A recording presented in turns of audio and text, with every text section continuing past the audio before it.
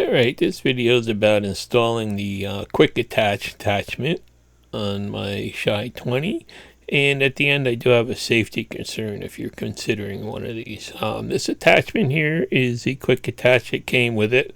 I guess it comes when you actually buy the accessory kit. It comes with it, and this video is just basically about installing it, and also a little issue that I had with it. Then I'm not sure if everybody will have the same issue, but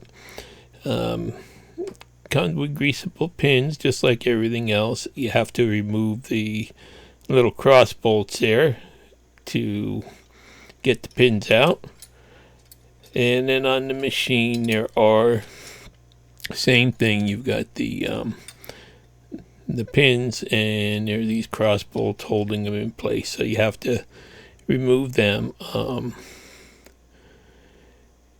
So that just takes a couple minutes to get that out. And there is a lock bolt on both of these, and it almost seems like it would be easier to use like a tractor type pin on them, but this is what comes on it. And then that one there was a little tougher to get out. Now the top one, I actually had to curl the bucket slightly to remove it. And there you can see that. Then I thought, I'll just tap it out with a dead blow and little punch, give it a punch. But no way was either one of them going to move with this. I got a piece of pipe I had laying there, and the top one moved, but the that one, went in tough. And I'll show you later. I'll show you exactly, what's causing it. It's the two pieces welded on the bucket. It seemed to be out of alignment. And then I got out a 1-inch brass bar to get that out, and with a dead blow hammer. And you can see that popped it out. Now this one here I could not get to move. That's only like a 2-pound dead blow.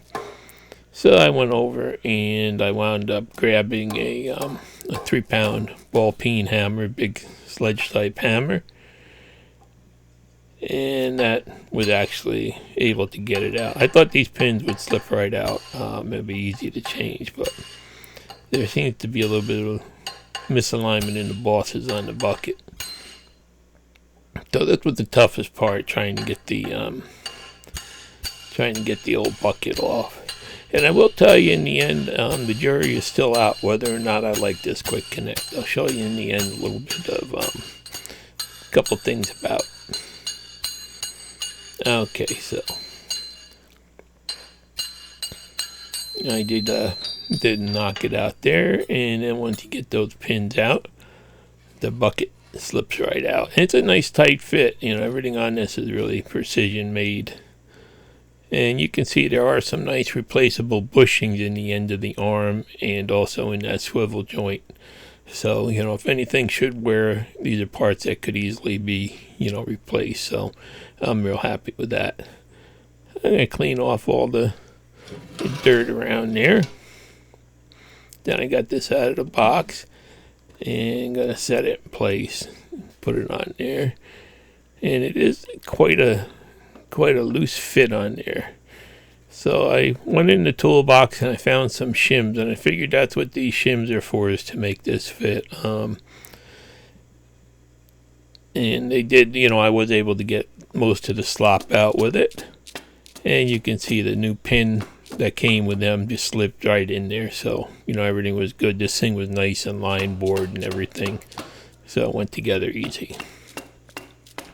That was just, I had to pick it up a little bit to get it lined up. But that tapped right in. And then on the other side, you just have to, spin the pins a little bit to get that hole lined up. Put the bolt in. Then I noticed that the bolt on this quick connect here is like a lot smaller than the one that came on the original bucket pin. And you can see this whole quick connect seems to be aftermarket. And it's not made out of the heavy hubs and stuff like that, like the Huayee equipment. It just doesn't look the same. So you have to make sure that you do not try to use the original screws again. So I got the one in, and then you just have to swing this around. You can see how everything's nice and tight on that. You know, it's all greased up and stuff. And again, once I got to this one, there was some slop in the one side of it there. So I'm going to put a shim in the one side of this one here to try to get that tight too. Yeah, I'm not sure. It almost looks, well, I'll show you in a little while, like what they did is they took the smaller excavator quick connect and they just tried widening it out. And I did run into an issue with a lock on it. I'll show you soon. But anyhow, this pin, once you do get it aligned, you gotta tap it just a little bit. It goes right in, and then just get this shim in there. Take the play out of that. Oops, butterfingers here. And there we go. Alrighty, so I just give it a little tap. And I was off just a hair on that bolt, so I'll just use a punch to get that centered there. And then put the new bolt in. Again, this is a smaller one too. And then there's a washer and some lock nuts. A nut and another lock nut that you have to put on and tighten them all up. So that's it. That didn't take that long at all to swap. I mean, if the pins had come out easily in the beginning, it would be a 2-second swap. Then I went to put the pins back into the bucket, and right there you can see it's the pins binding going in the bucket here, the misalignment, especially in that one. The two bosses are not in line. So I'm going to have to get a, see if I can find like a 35 millimeter, 30 millimeter reamer and run through there or something to make that easy to go on and off. But anything, when everything's back together, I'm going to go back and, you know, load everything up with grease now.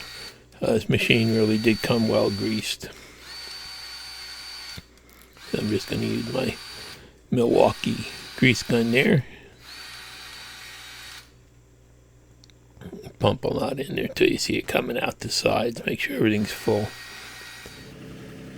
And that's pretty much it. And I thought it would be, you know, easy to just swing this, hook this up using the controls. But it does take a little bit of finesse to learn to use it in the right angle to hook it on, and it really isn't an automatic one, I'm finding, but it does lock automatically.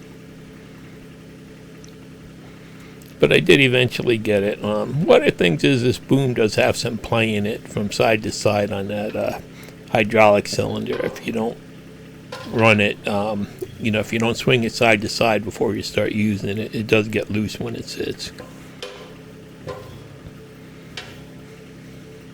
So eventually I will get this.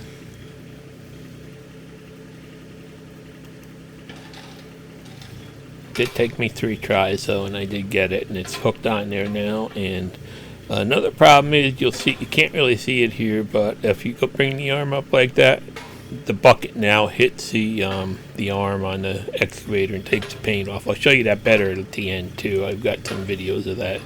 So that's one thing I really don't like. This is just kind of a add-on that was never really designed in. Now I ran into a problem where the lock on it would not catch. It would not lock. You could unlock, see locks in, and then you can unlock it. Looks like they took the narrower one and they just expanded it wider without modifying the lock. And there you can see down in there how the lock works. Another thing is that 112 millimeter bolt head there, that does loosen up. There's no way to lock that in place, but in the meantime this lock just doesn't hit the plate it's supposed to.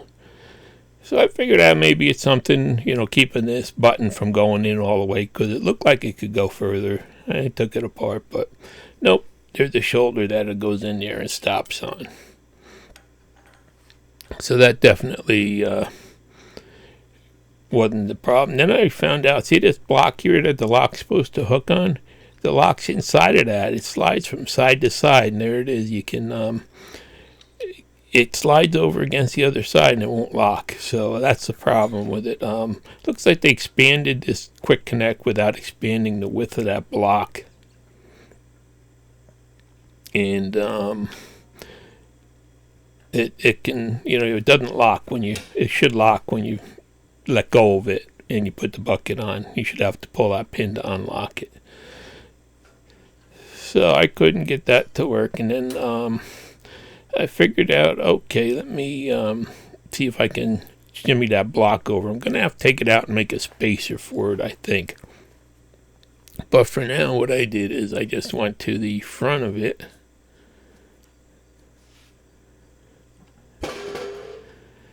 And let's go around and look at the front of it. And I put a tie wrap in there to keep the block from sliding over, you know, away from the lock pin there. Alright, now this is going to allow me to, you know, easily swap the attachments, but I'm kind of thinking I may just go back to popping the pins out if I can get them in and out easily, because I don't like how it hits a boom when you use it. But we'll see, time will tell. I'm just learning here. So if you go in there and you pry that over, I found out that it will lock.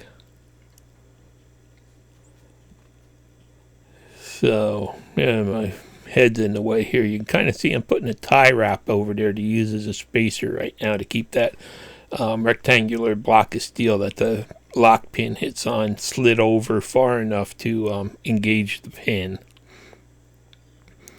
So there, I got that in there. You can see it's just a spacer between that other spacer that seems to be too short. And you can see this thing does not have big flanges on it and stuff like the excavator does. So definitely this doesn't look like it's made by Huayee to, you know, the rest of the machine is so much higher quality. But there it is. Once I got that shifted over, and then even this end here, it's going to need another spacer made for the back, I think, too. So I'm going to have to dissect this and try to fix it. And also do something with that one bolt there that you see with the arm going down, because that has no way to keep it from backing off. That was almost falling out when I got it. Okay, back outside here, and now here is where the safety concern is. You can see as I get on there, I hit that lever over on the side. It's really hard to get around. And you start it up, you hit the little button there, and it allows the hydraulics to move. Well, I've had 2 times now in the first video and in this video where I went to get off and move the camera, and I forgot to hit that little lock button there, and the machine started swinging around in circles while I was half hanging off of it. There was no way to reach that little lock button to operate it once you're just kind of hanging on off balance, and that seems to be dangerous. Most of them have a bar there, or that control lifts up out of the way to get in and out. So if you're considering this machine for, you know, any kind of a commercial use where you might have another operator on it or something, I would, you know, really think about that. Gonna need a seat switch or another switch on the side there, I'm gonna say. But anyhow, you can see I got that ripper on there, and one thing I noticed immediately is the force of the movement on it is lower with that quick connect on it. It just doesn't have the curling power that it has without it, and it just, even the little bit of extra length when you're digging that in and trying to pull it back with the that second cylinder there, it does seem a little bit underpowered. Now it's only because I guess, you know, I'm used to using it with just the bucket on there, but I went back out and I attacked this stump again. I figured, well, maybe I'll knock some of the dirt out from under it and stuff there, but that didn't really go so well. There's some roots going down in the middle that I really couldn't get at, and I played with it like this and just, you know, pecked away out a little bit at a time. But, you know, this definitely will be good for smaller roots and stuff like that. This this stump actually was just too much for, you know, a machine this size. I'm finding out it's going to take dynamite, I think, to get it out at this point. So the stump did really win, but I just thought I'd show you, you know, how this ripper works, and you know how the quick attach went on. But you know, you may want to look and double check. I don't know if it's just the one I got, you know, had the wrong part in it or something. But if you got one of these, double check that it does lock properly. Otherwise, the attachment could actually pop off. If you, you know, when you're curling, if you hit something with that little lock. So again, it does work good too, slowly but surely. It's kind of like going at it with a pick. You can see, but it's you just can't. I just couldn't get under it like this. And I did flip it in a little while. I'll show you. But it did. You know, the one thing I kind of like it without that quick connect. So I'm going to try this ripper and stuff once I get that bucket bored out. But that's what. Now here's where it hits. You can see that this ripper hits up there, and then there's another mark below it where the bucket hit it. Oh, I got that in another video in a second, but pretty much, you know, it changes the whole geometry of the machine, and it probably wasn't, you know, thought about in the beginning when they made the machine. It was added on later, it looks like. So I went back and decided to try to flip this around, which is actually kind of nice because you could do that even with the bucket to push dirt back in, or, you know, so you could flip everything around with this on there fairly quickly. So that's nice. And as you can see, that lock's still working with that little tie wrap in there, so that's an easy way to do it. And there's just some of the areas where the paint's knocked off from that quick connect changing the geometry of the machine. So, you know, definitely it's an afterthought. So I did take and, you know, pick away at this stump with the with that ripper bar turned around the other way, and it did allow me to get in a little bit. A little confusing because it was like upside down. The controls work backwards when you got everything flipped backwards, but it did help some, but just not with this stump. This was really a little bit too much for it, I found out. But anyhow, it was good practice to get to learn to use the machine and find some quirks about it out, and you know, get started. So from here, I'm pretty much going to move on to a little less challenging jobs for it. I've got some French drains to do, and I've got some other smaller trees and bushes to remove and stuff like that. And, you know, that's really where it'll shine. Yeah, I just wanted to do another update and, you know, show you how the quick attach goes on. And, you know, kind of give you an idea, because I've had you know, I've had that safety switch thing happen twice to me, and I know it's probably because I'm old and forgetful, but it's so easy to forget to switch that switch and try to get out of the seat. So I'm looking at possibly an interlock switch on the seat, or just an arm that comes down with a switch on it in the end to fix it. Thanks for watching. Please like and subscribe.